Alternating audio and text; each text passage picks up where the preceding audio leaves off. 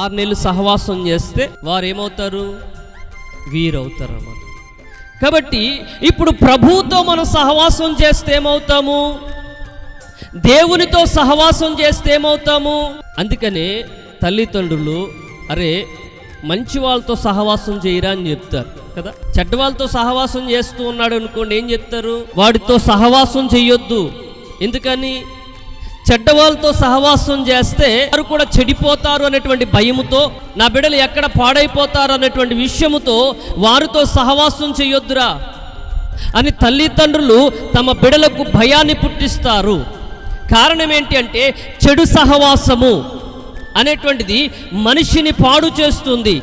ఒకవేళ నీవు మంచివాడువే కావచ్చు, కానీ చెడు సహవాసం, చెడు పనులు చేసేటువంటి వారితో స్నేహం చేయటం ద్వారా వారి జీవితంలో కూడా ఎంతో కొంత ఆ యొక్క ప్రభావము అనేటువంటిది పడుతూ ఉంటుంది. అందుకనే ఏమని చెప్తూ ఉంటారు అంటే మంచివారితో సహవాసం చెయ్యి, మంచివారితో స్నేహం చెయ్యి, చెడ్డవారితో ఎందుకు సహవాసం చేస్తూ ఉంటావు, నీవు కూడా పాడైపోతావు అనేటువంటి విషయాలు చెప్తూ వారికి భయాన్ని పుట్టిస్తూ ఉంటారు.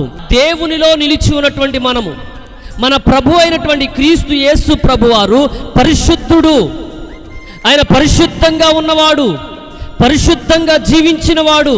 కాబట్టి మనము సహవాసం చేయవలసిన వారు ఎవరు అంటే క్రీస్తుతో మన సహవాసం ఉండాలి. అందుకనే దేవుని మందిరముతో మనకొక సహవాసం ఉండాలి. దేవుని యొక్క సేవకులతో మనకొక సహవాసం ఉండాలి. దేవుని మందిరంలో చేసేటువంటి ప్రార్థనలతో సహవాసం ఉండాలి. మనము దేవుని యొక్క వాక్యముతో సహవాసం ఉండాలి.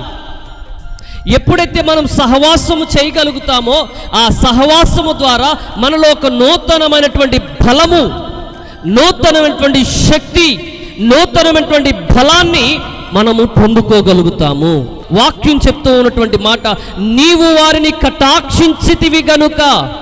ఎవరిని కటాక్షించావు అంటే వాక్యం చెప్తా ఉంది సత్పురుషుని, మంచివాడికి, విధేయత కలిగిన వాడు, నీతిమంతునికి దేవుని యొక్క ముఖ దర్శనం కలుగుతుంది.